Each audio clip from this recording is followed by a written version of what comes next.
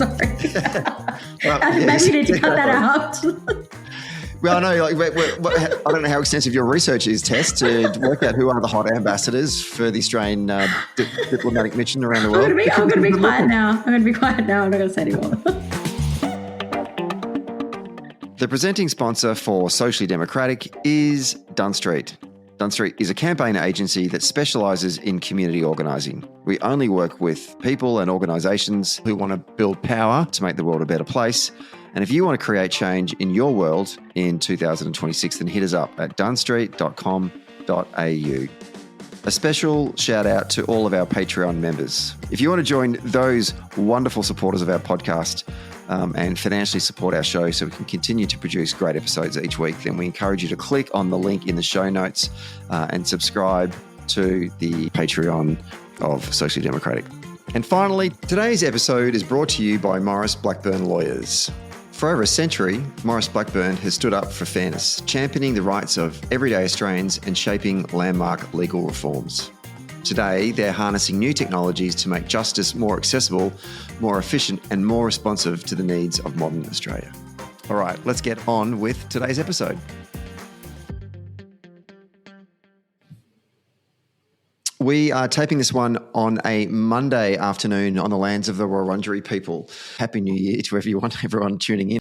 For those of you who are regular followers of the podcast, you'll know that each year we do these sort of end-of-year wraps, and we intentionally do one that's on pop culture. This is not a pop culture podcast, but we always put one up over the summer just because we figured folks are probably chilling out and maybe want some lighter content to listen to as well.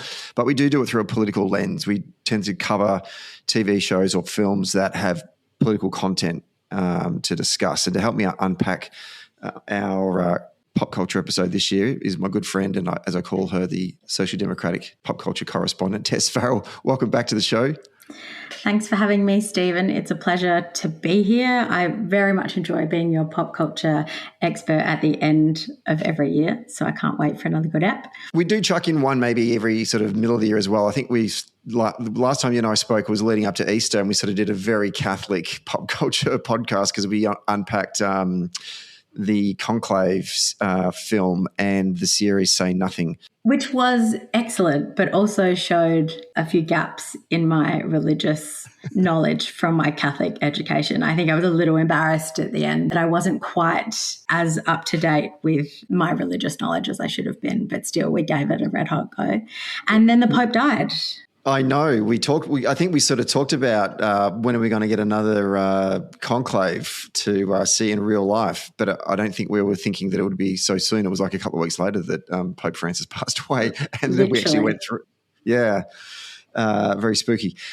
Now, funnily enough, though, in previous years we've had a smorgasbord of political content in terms of TV or film to choose from, and we've actually kind of had to narrow it down and say, well, what one do you want to do and what one do I want to do? But this year, it's been slim pickings to the point that we've actually only settled on one TV series that you and I are going to unpack together. It's fascinating that with all so much going on in real life in terms of the drama of the Trump administration that we actually haven't had a lot of political drama or comedy content to look over and actually examine. The exact same thing occurred to me sort of towards the end of the year. I was like, I better get on to watching some of the things that Stephen and I might want to talk about. And for the first time, I looked back on the year because I keep notes on what I've watched throughout the year. I was like, I have not watched anything political whatsoever. And anything that had a political tilt to it was about sort of the end of the world. You know, like 0 Day with Robert De Niro, you know, he was the former president. It's all about politics, but also the world's ending and it's all over, which is absolutely, I don't know, is that sort of a telling of the times? There's a real lack of good political TV and film at the moment.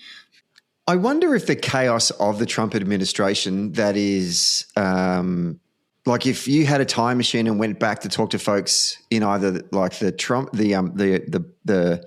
Obama administration or even during the life of the Bush administration and just gave them a snapshot of all of the things that's happened under the presidency of Donald Trump, people would think that that would be fiction. And so therefore it's difficult to write political fiction now when the reality is so fictitious. There's like, I can't, even comedians have said, I can't make fun of Donald Trump because he himself is incredibly funny anyway. Comedians are struggling to know where to go with this. Well, that's why the only way to go is literally the end of the world, end of days. There's everything else, everything that you couldn't have possibly thought would happen has probably happened. It is so ridiculous. But I do wonder I don't know when, but, hopefully, touch wood, this is the last of the Trump presidency. But I wonder if there will be more film and content about it at the end, or whether it's just going to be people, can't really cope and Hollywood want to ignore it. Yeah, I know. And so what it's meant is that the only show that we are going to be talking about in today's episode is the TV series The Diplomat, which is the third season aired this year. And I guess you and I were texting back and forth going, what are we going to talk about? What are we going to talk about? It was only when you said The Diplomat, I said, oh, yes, let's do The Diplomat. I think that's So for this episode, what we're going to do is we're going to unpack The Diplomat. There will be spoilers in this episode, and we've also written that in the show notes as well, that there will be spoilers.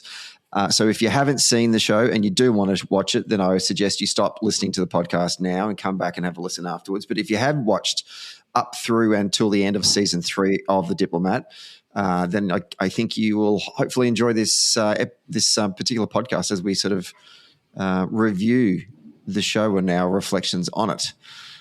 So, Tess, why don't you give us a bit of an overview of what the show's about and the central plot? Great. So this is season 3 of The Diplomat. It is on Netflix. It's a political thriller drama, but I will say it is sprinkled with quite a bit of comedy at the same time. So it's not all completely dark. The main characters, the main actors in the TV show all the way through all 3 seasons are Keri Russell and Rufus Sewell, who will go on to talk a lot about, I'm sure. Keri Russell is a career American diplomat, and she gets posted as the US ambassador to the UK in season 1. And it follows her all the way through to season 3. But at the same time, she's also being pursued as a potential vice president candidate. So that's the sort of central plot of all 3 seasons. It's created by Deborah Cahn, who was a writer on The West Wing, Grey's Anatomy, and Homeland. So if you like any of those shows, I think you're almost guaranteed to like The Diplomat. It's got a 92% approval rating on Rotten Tomatoes and an 8 out of 10 on IMDb. So it's ranked pretty highly. I would say it's my favorite, one of my top 3 shows of this year. And I think season 3 for me is a real standout. So talking about the plot a little bit, season 3 picks up after quite a cliffhanger on season 2. And basically what's happened is the US president has died very suddenly. And the vice president, Grace Penn, who's played by Alison Janney, is suddenly sworn in as the president of the United States while she is in the UK visiting Kate Weiler, who is Keri Russell's character. She's the American ambassador to the UK. And her husband, Hal Weiler, is now enmeshed in this US domestic politics, international crisis altogether, sort of at the embassy in the UK. And season 3 really follows the personal relationships of Kate and Hal, and how that shifts, because in a real shock at the beginning of this season, when Grace Penn gets sworn in as the president very suddenly, we all think, okay, well, Kate has been groomed to be the vice president. And all of a sudden there is a switch, and actually it's Hal, Kate's husband, who becomes in the running to become the vice president. So all of a sudden we see this real switch, and now not only is Kate the ambassador to the UK, but she is also the second lady of the United States of America. So it really does unpack their marriage, and it goes back, and then there are flashbacks to sort of how they met. And, you know, what's happening now and how it compares to, you know, when they first got together. But while all of that is happening in the moment, there is also quite a serious global international politics sort of crisis going on with a Russian nuclear armed device called Poseidon. So there is a whole lot of stuff going on between the US, the UK, and even the Russians, and it's quite a complicated political situation that Kate is navigating as the ambassador to the UK, but also as the second lady. And there's a lot of interactions with the British Prime Minister, Nicol Trowbridge, who's probably one of my favourite characters in the whole show. He's hilarious and amazing.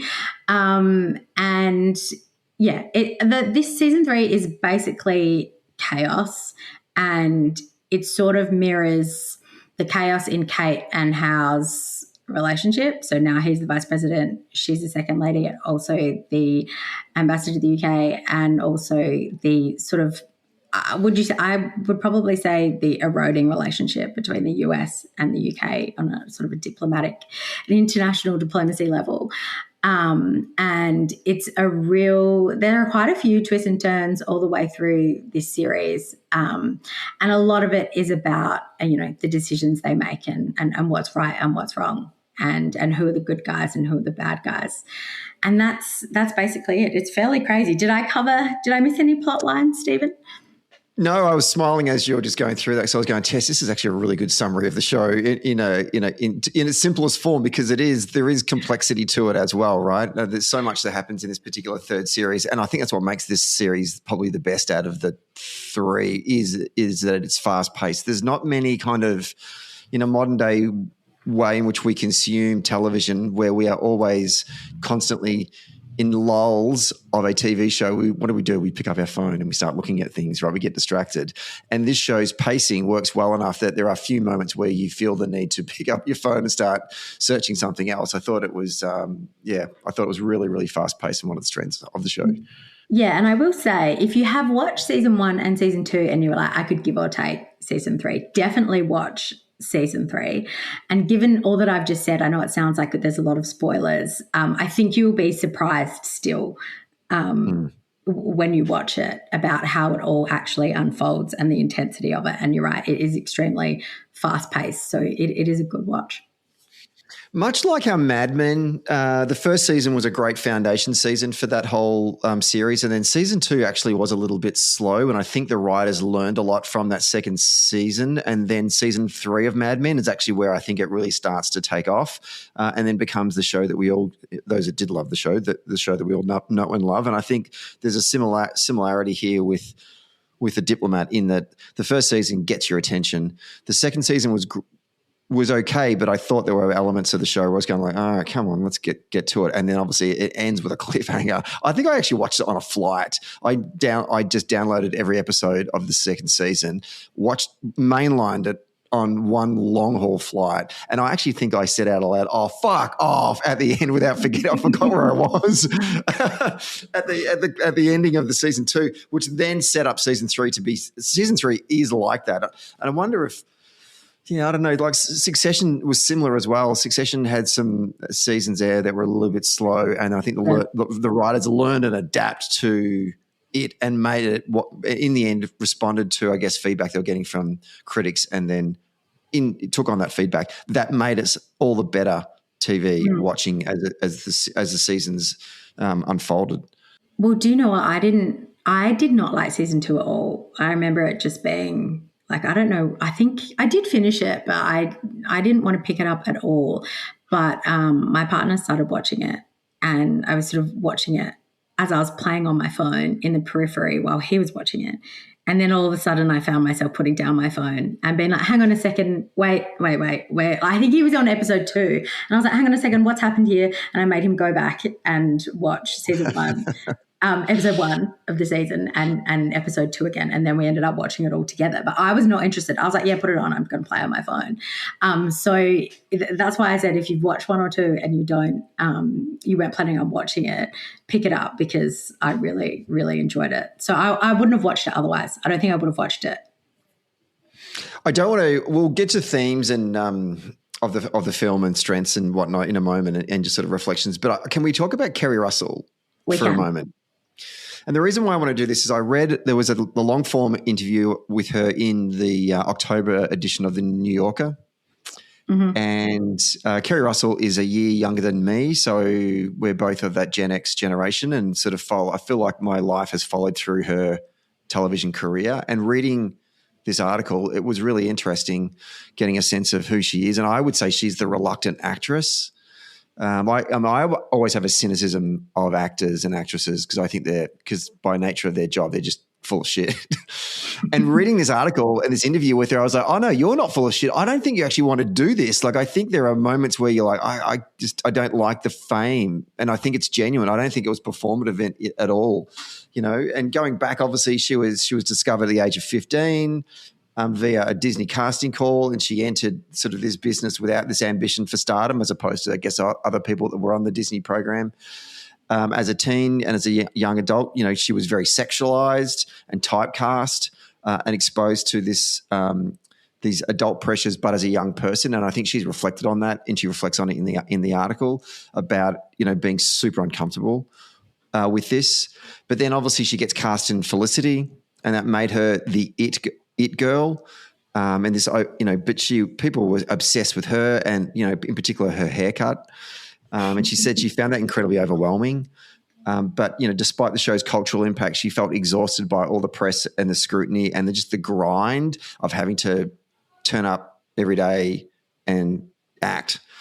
And when the series finally ended, she basically quit acting, and she retreated to New York and lived in a flat with some friends. One of them might have been doing acting, but the others were just doing kind of, I think one was studying at NYU, doing their doctorate or something. Like, she just was and she would just, with the money that she made from Felicity, she just basically bummed out on the couch for a bunch of years, and every now and then would do a little bit of, just pick up a little bit of work here just to keep the money coming in, like some sort of maybe some product placements or something, but basically just reject. And, whoever did Felicity, whoever the director was or the person that got her involved in Felicity, kept on hitting her up and saying, I've got another role for you, and I've got another role for you. And she said, no, I don't want to do that.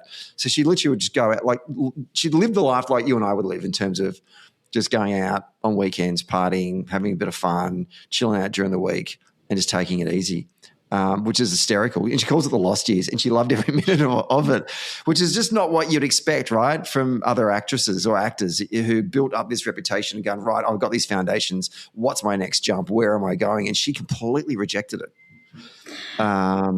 She seems extremely cool and down to earth. 100%. And the fact that she did Cocaine Bear means she really doesn't take herself too seriously, right? Have you seen that? Which was that one? The Cocaine Bear. No. You haven't seen it? No. It's about a bear on cocaine.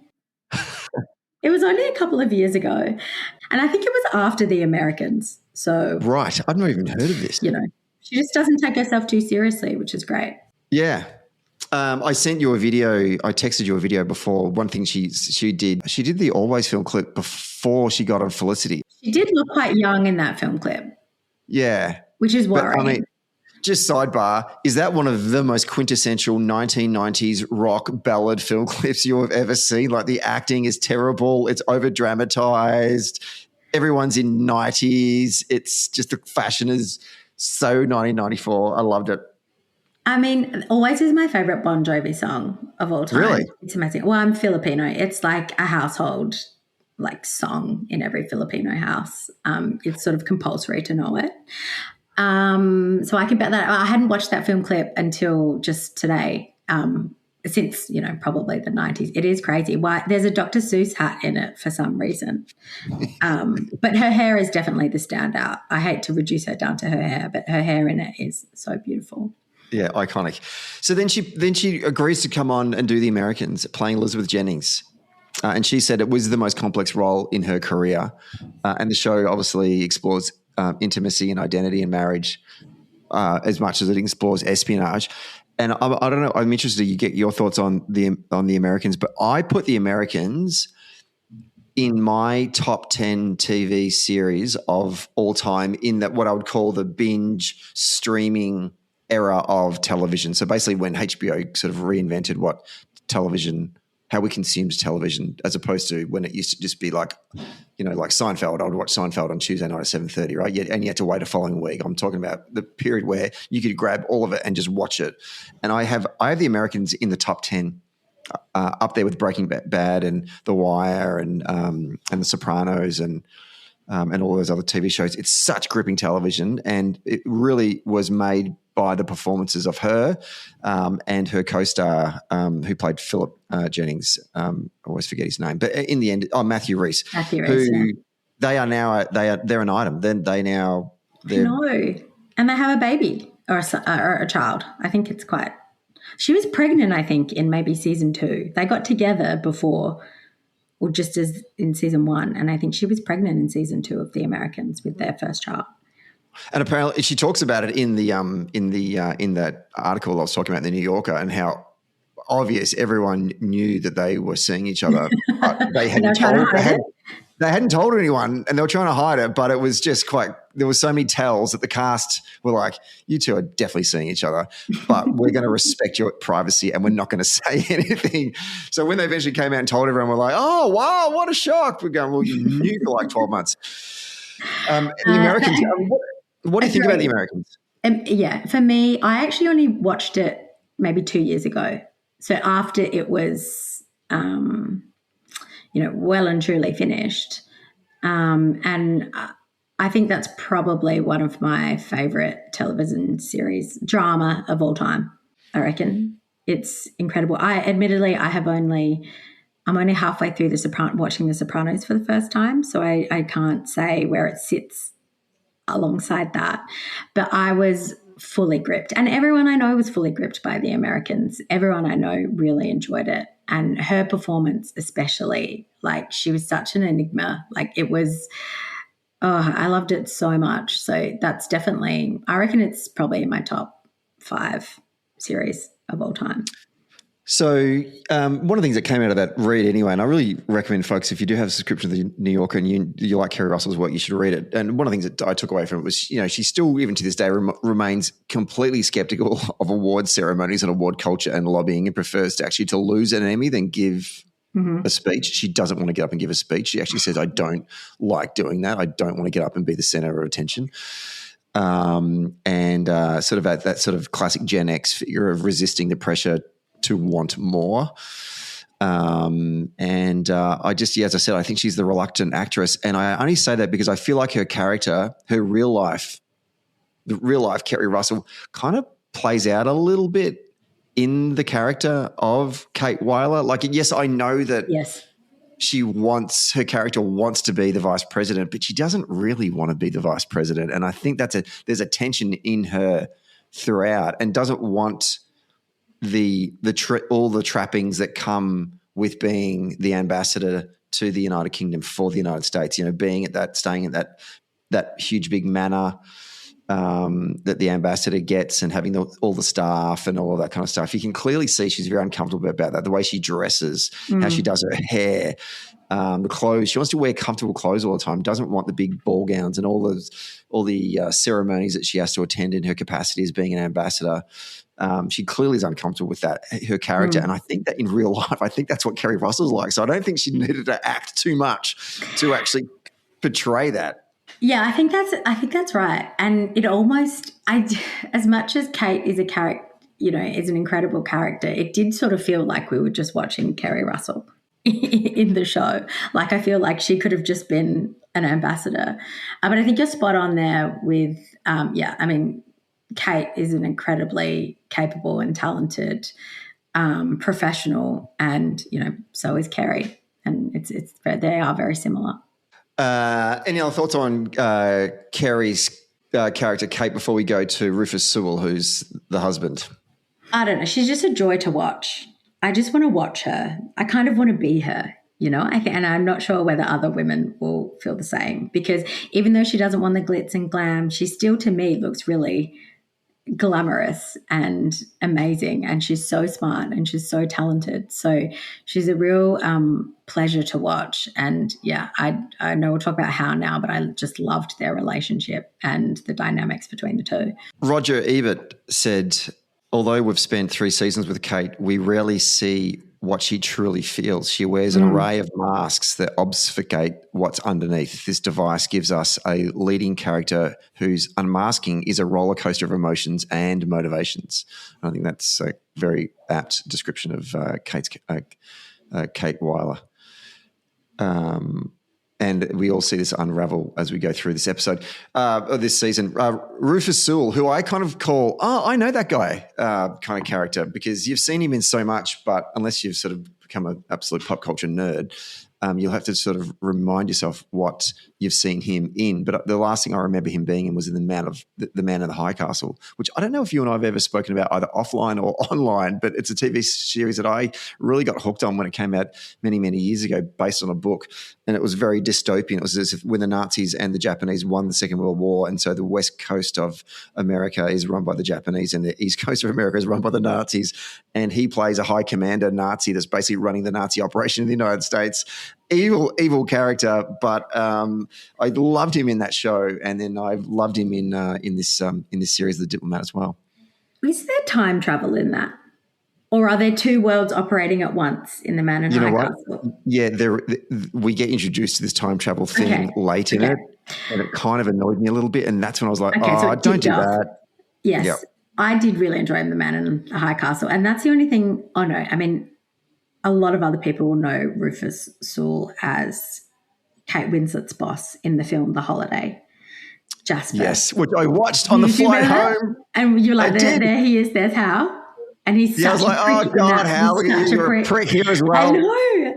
So this Hal Weiler was made for Rufus Sewell, I think, given his acting history. Yeah, absolutely. How can you describe Hal Weiler as a character?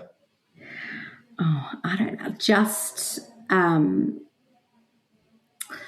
my gosh. Like, for me, like a suave political operator, like a charming, suave, very intelligent, like political man. I was just really taken by him this season. And I won't spoil this because there is something that happens at the end of the season, and we won't give that away. But I was like, oh my gosh, like no, like what I found myself very conflicted between loving Hal and not loving Hal this season. Yeah, I've written in my notes. It broke my heart in two. Because are we rooting for Kate and Hal? Are we not rooting for Kate and Hal? That was the best part of the whole season for me. I wrote down that he's a lovable CUNT. I didn't go that far. Like, and that's really funny. He is. I said a suave political operator, and like lovable CUNT is like probably the same thing. Well, Jess, clearly you've got a better education than I have, because I have to go for binary things. But that's why I thought you are such a CUNT, Hal. But you know what? I kind of love you. Like, there are times where I felt sorry for him. And then just when you start to feel sorry for him, he reminds you why he's such a prick. Yeah. Did you ever have sympathy for Hal? Yeah, I did. I did have sympathy for Hal because I think he really loves Kate. And there is so much tension there between love and power, right? And, what do you choose? Your marriage or the political ambition that you have always had? Do you choose yourself or your partner? And it's, I did have sympathy for him, but by the end, I didn't. I think I'm projecting my own Catholic upbringing here and my views on divorce, but I just and also the value of loyalty. I wanted them to work. Like when when there was tension in the marriage and in the relationship, I really felt that, and I was very much rooting for them to succeed, but also seeing that how flawed they both are as individuals. That was leading to this tension constantly. And what season 3 did was blur the lines between a public and a private relationship. In community organising, we talk about that in organising, you're aiming to have public relationships based on mutual respect and trust, whereas a private relationship is based on solidarity and love and blood and all the other things. And it's when you mix the two of them, it becomes very, very difficult. And so what happened was when with spoiler alerts, are we going to talk about what happened at the start? You mention before that he becomes the vice president, he becomes right? the vice president, Yeah, so they've both got public relationships now, because in season 1 and 2, he was just the handbag. He was a somebody from the past, and he had to accept that you've got to take a back seat now, Hal. And Kate is the public identity, and you're just the handbag. But in season 3, they now both have public roles, and so that they were both handbags to each other. When he's VP, she's the second lady. And has to take the handbag role. But when he's over in Britain and she's taking her capacity as the ambassador, that's her public relationship. And he kind of has to handbag but doesn't. And it just creates this awful tension it just rips at the marriage. And there are moments there where I just was like, can we get this together? Like, can we work this out? But they can't, and when it was starting to fall apart, I was getting upset by it. And I was going, this is ridiculous, Stephen. This is fiction. Why are you getting upset for this? Anyway, so I found it conflicting. I found it really, really challenging. Yeah. And that's what made the season so good, I think, was that tension and whether or not we should be rooting for them to get together. But I will say, and this is a bit of a spoiler, but Kate this season gets a love interest. A second love interest. Yeah, which I was not comfortable with at all. That's when I was feeling sorry for Hal the most, and he was trying to be good about it, and I'm like going, why? Didn't Hal kiss someone in season 1? Someone else.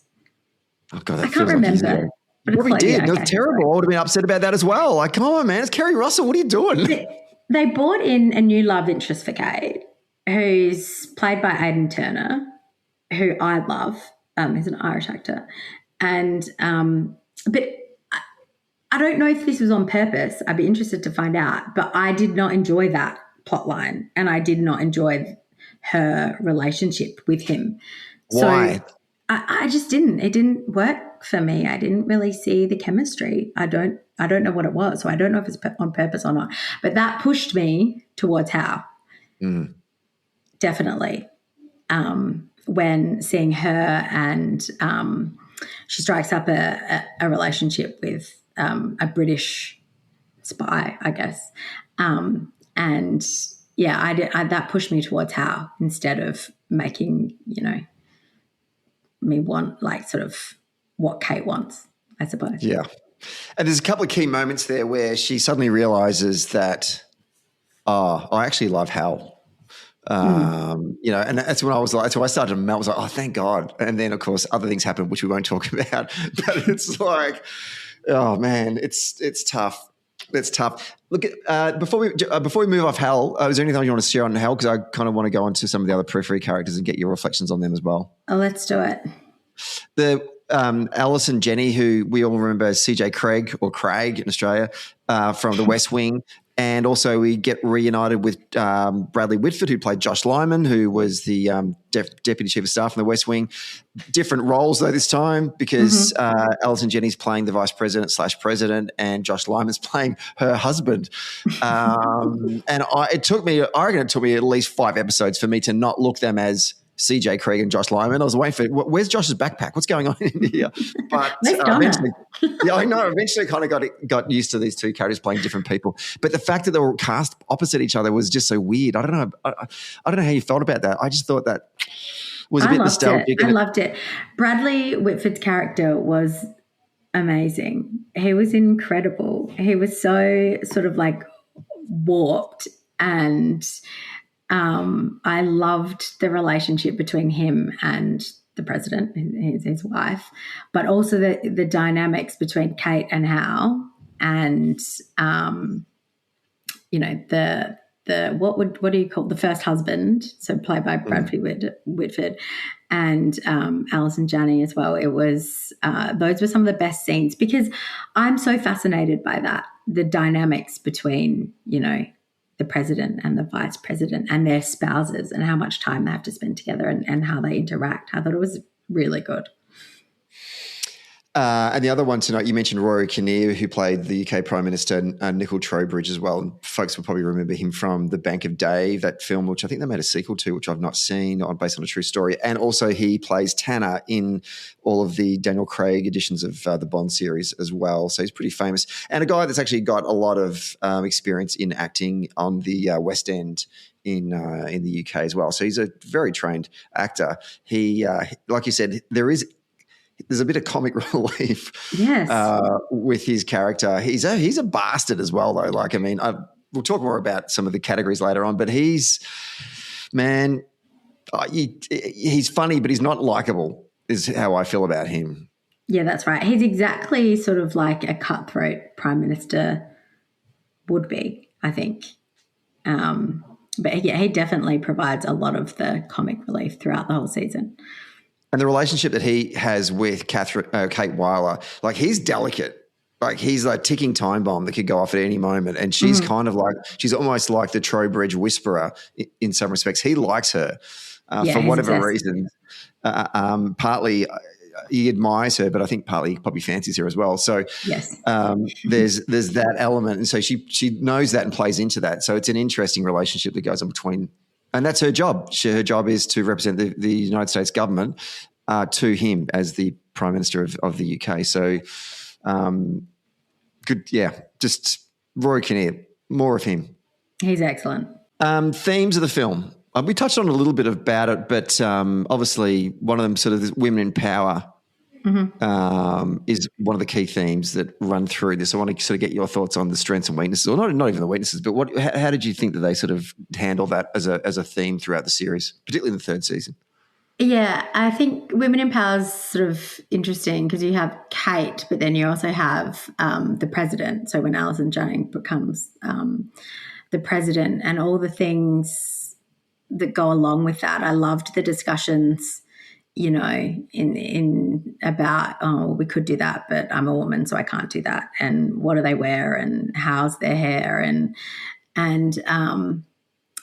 it's actually quite rare to see that in film and TV, where the woman is the president or the ambassador. And so exploring that was definitely a highlight of the show. And I think they did it really well. Like, I think a lot of the situations in the show are completely, out of this world, like would never happen. But I think the dynamics about it, and all the considerations that, women have to make when they're in positions of power, because they are treated differently. I thought that was a great part of the season.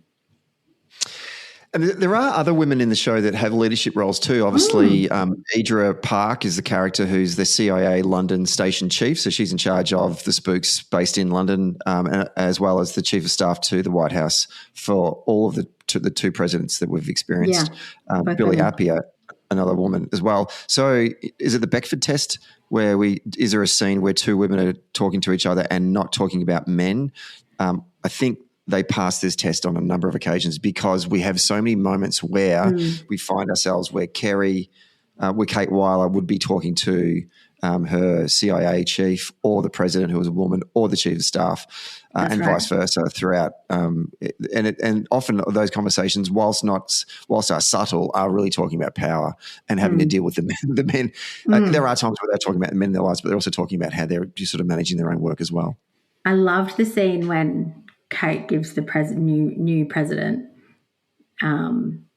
advice about how to handle the new vice president. It was like, just imagine just giving that little tidbit, like, if he does this, you got to do this. Like, I enjoyed that.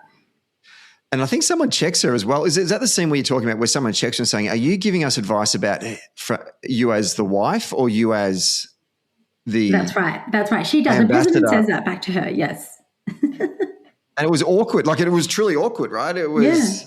Yeah. And like, I think where's that's the kind line? of. Yep. And that is one of the themes of the show. The other one is obviously statescraft mixed with relationships.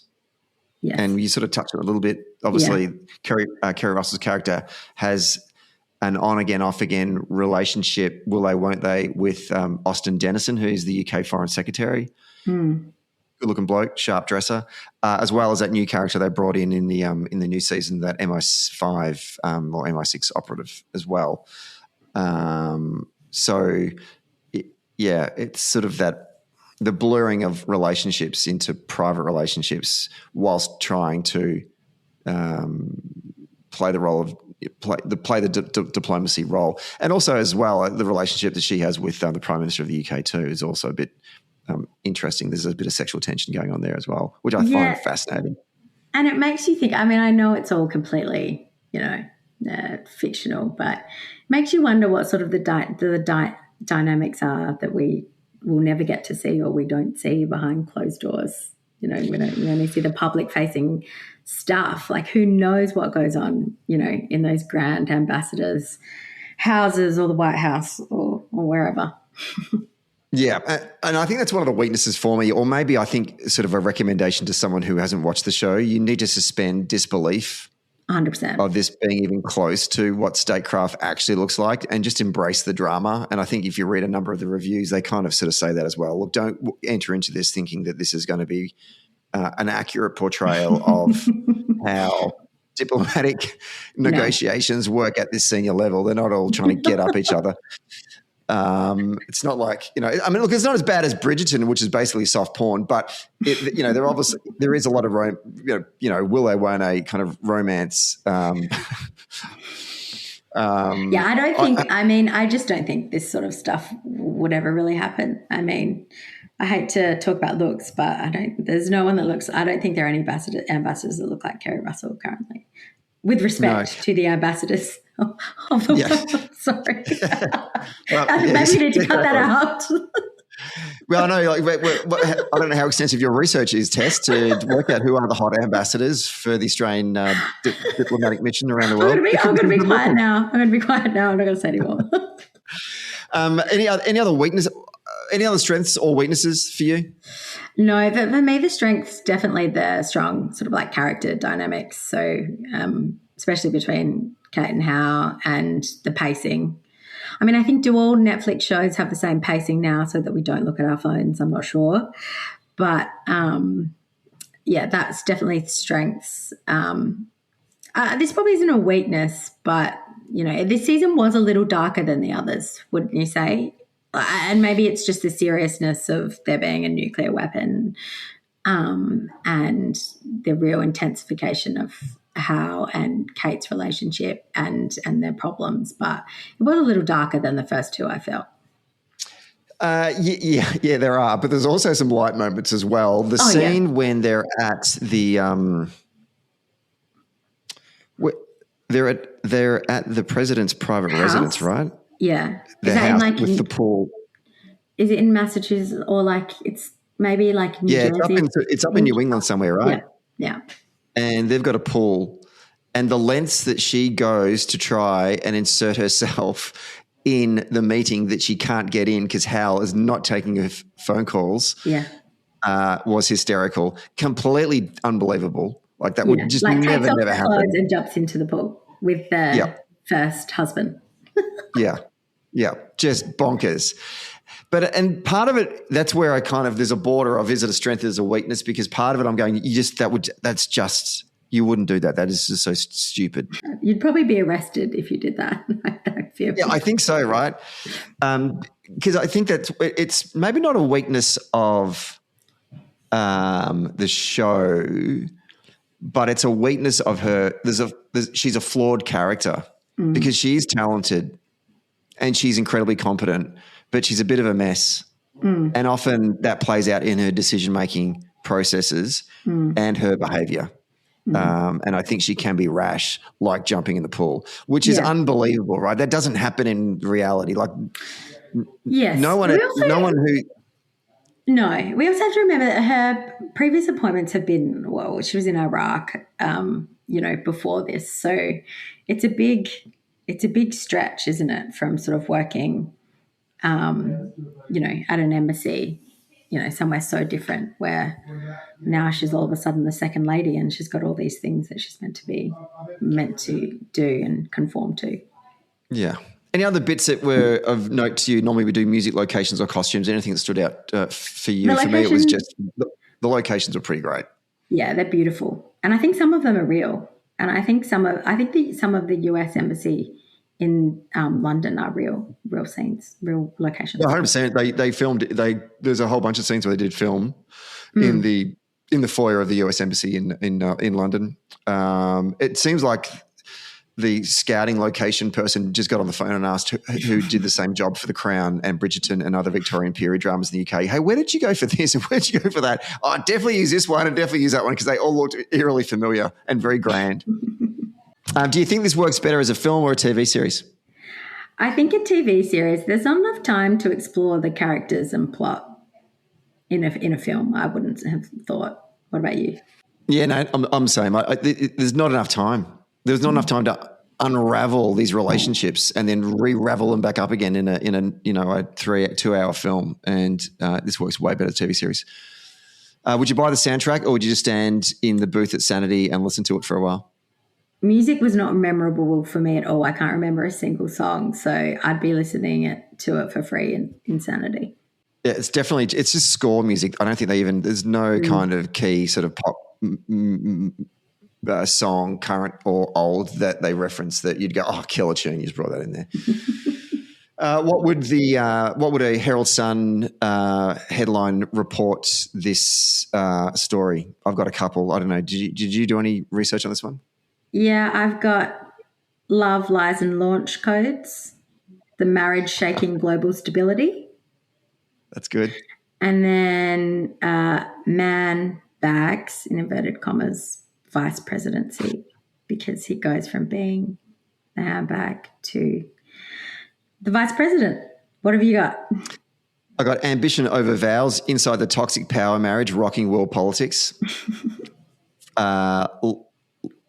Love last, career first, how ambition tore apart diplomacy's most dangerous marriage. And top spouse to obstacle, husband left behind as she chased the top job. Herald Sun, so sexist there at in the sub-editing department. Are there any social democrats in this show? Well, the UK government is, in my mind, clearly Tories, right? Is it known? I'm not sure, but no. Well, my notes here are, I feel like, you're right. I feel like the UK government is a Tory government and the US administration are Democrats, but I don't think it's ever named. It's just kind of implied, and that's based on our own biases, I'm assuming. Is that right? Yeah, I think so. I think we've just assumed that. But I mean, I don't think there are any social democrats. None present themselves too clearly to me. Where do we think Kate lies on the spectrum? Or is she such a good diplomat that you cannot tell? Yeah, I think she's such a good diplomat you can't tell. I think maybe personally her politics are centre-left, but I don't think she's... I think we want her to be centre-left maybe, but we don't know for sure. But, yeah, I mean, I guess she's doing a good job then. I feel like Billy Appiah, who's the chief of staff to the president, I feel like she actually is a lefty.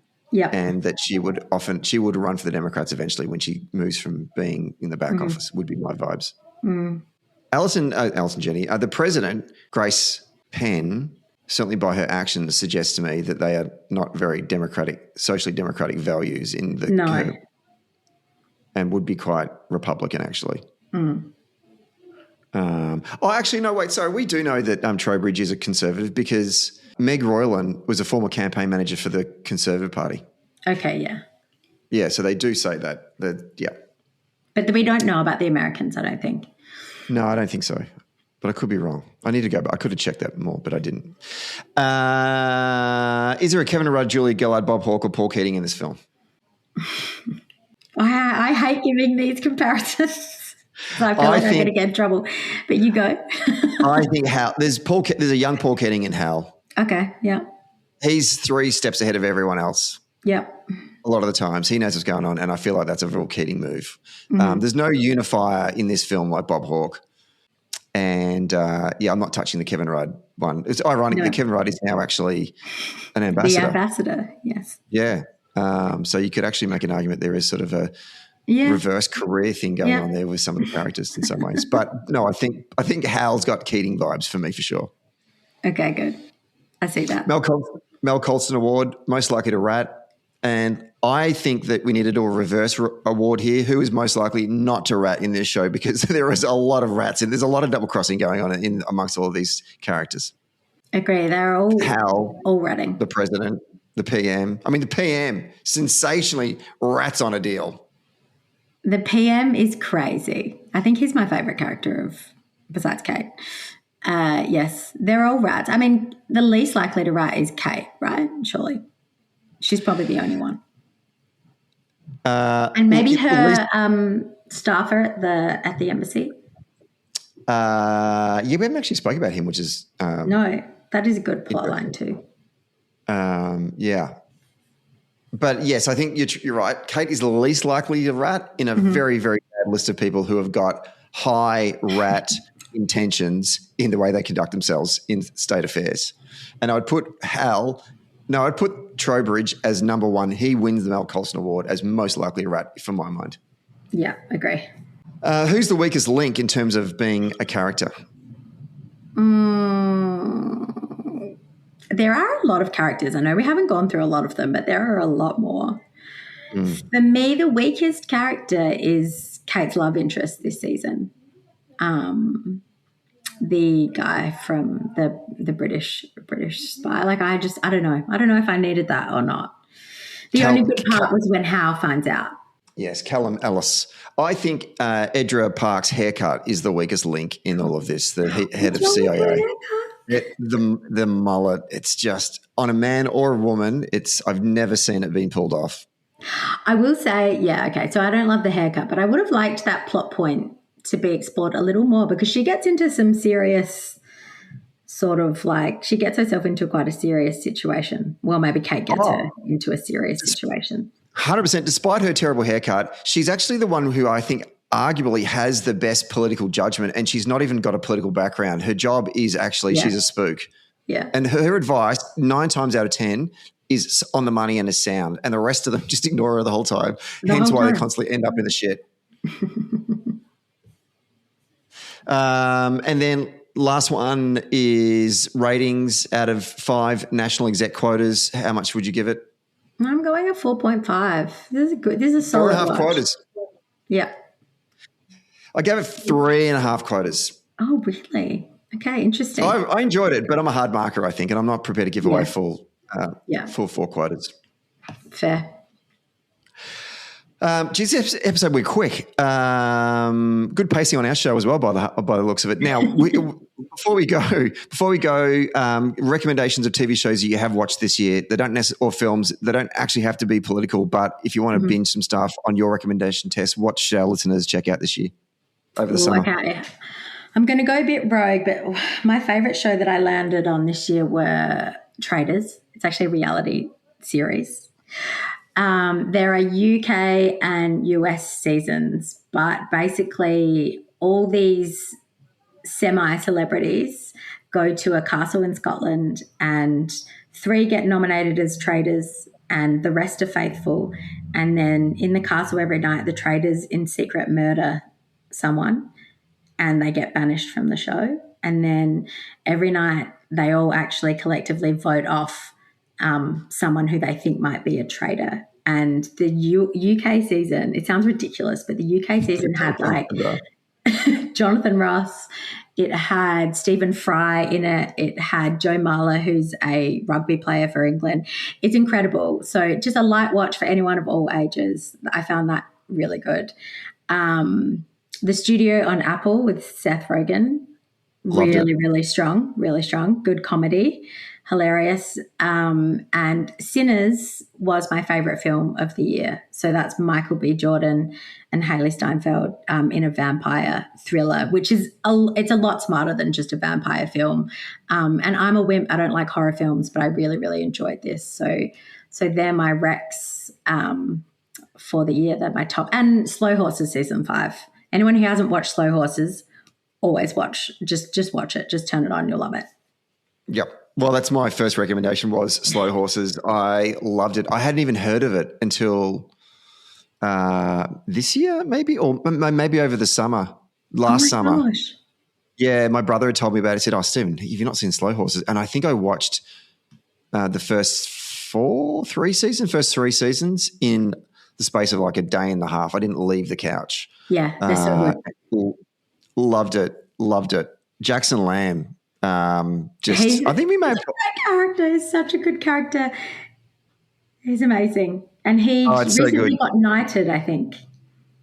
Did he really? Yeah, and he went on this podcast that I really enjoy called Table Manners, which is about food. That's a really good listen if you. Gary Oldman. Gary Oldman. Unbelievable. And the young Scottish guy that plays his kind of lead misfit within Slow House is rumoured to be in the shorts for being the next Bond, another blonde Bond. Jack Lowden. Yeah, cool. Yeah, interesting. Another show which also is set in the UK. So Apple TV has Slow Horses.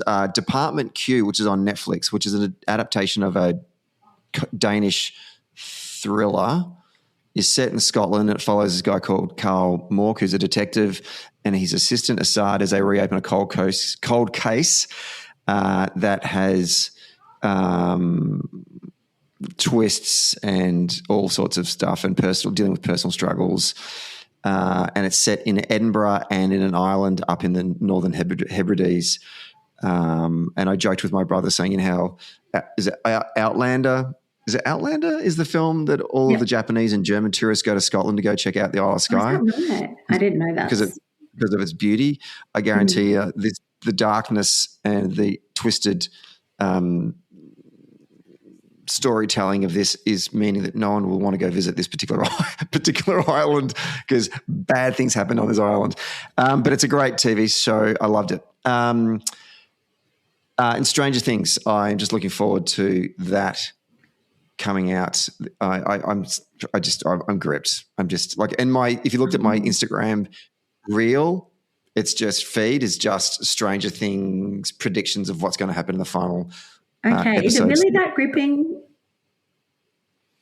And I'm an absolute scaredy cat. I don't like scary things, so but I can handle it. It still scares the shit out of me, but the blanket is over my head as I'm watching it, But it's just the character development's fantastic. It's my youth. It's all set in the 80s. It's what I grew up with. The music, the clothes, the toys, all that kind of stuff is just absolutely brilliant. But it's getting a little complex. I'm not a smart man when it comes to sort of, dealing with it's not sci-fi, is it? I guess it is sci-fi, but it's kind of the supernatural and stuff and the upside down world, and I'm constantly having to say, okay, wait, stop, hang on a minute, explain this to me. But even that, I'm all in now. I've bought all the shares. I can't get out of it. I can't wait for it to drop over Christmas and New Year. So it's going to be amazing. One, I'm going to tell you not to watch. It's on Netflix.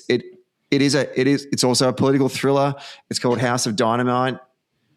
Don't watch it. It's shit. And if you have watched it, I'm sorry you had to go through that. It's just terrible. And so much so, it's a film that basically repeats the plot line 4 times by the experience of the different actors. So the first, maybe it's 3. No, it's 4. I think it's 4. So the first time, the film starts the morning of this, what unravels to become a political, like a global end of days kind of scenario through the viewpoint of this particular person, and then it stops and it goes back to the start again through the same and what you see the same experience, but through the viewpoint of someone else. It does it 4 times, and we don't get resolution in any of them. And I was like, what was the point of that? It just annoyed me. I hated it. Don't watch it. But if you want to go through a painful experience 4 times, then that's your show to watch. House of Dynamite, thumbs down. No quotas. Don't even elect them to conference. Don't be a part of the political process. I'm angry that you even wrote this in the first place. Okay, I'll steer clear from that one. People are going to now want to watch it to see how bad it actually could have been. Yeah, they probably will. But some of them got time, I guess. And it just let me down. The first part gave me promise, and then it let me down 3 times after. I was really wanting to watch it. It had such a good cast, and I love Rebecca Ferguson, who I think is one of the leads in it. She is. And that's a real shame, but it doesn't always land. People should watch The Diplomat instead. 100%. They are our recommendations. Tess Farrell, once again, wonderful to see you. Thank you for taking the time out of your day to come and let us indulge ourselves in some pop culture. I really appreciate it. And I hope our audience at home or at the beach or at the cricket or the tennis or whatever enjoyed this journey with us as well. And I know we've recorded this before Christmas and people will be listening to this after Christmas, but I hope you have a great Christmas and a happy new year and get some rest before we go into 2026. Happy summer, everyone. Thanks for having me, Stephen. No worries. Thank you. And to all of our listeners, I know I said this on our last episode with, I think it was with Harriet. Thanks, everyone, for listening this year. Really appreciate it. I didn't thank our guests that have come on the show throughout the whole year. This show doesn't work unless we have guests coming on. So I really want to shout out all of our guests and say thank you very much. And also, finally, our producer, Grace Eyre, for producing the show this year. Done a wonderful job. It's been a very thoroughly enjoyable experience as the host of the show. Really appreciate her support as well. And to all of you listening, have a great break over the summer, and we'll see you back in 2026 with a new season of Socially Democratic. Hey, Social Democrats. Thanks for listening. Today's episode was hosted by myself, Stephen Donnelly, and produced by Grace Eyre. If you like the show, please rate us and review us wherever you get your podcasts. And if you really like the show, then join our Patreon community for early and ad-free access to each episode. We regularly take questions and comments from our Patreon members, so get in there if you want to have your say. And finally, get all the latest updates and bonus content by following Socially Democratic on our social media channels. The links are in our show notes. See you next Friday.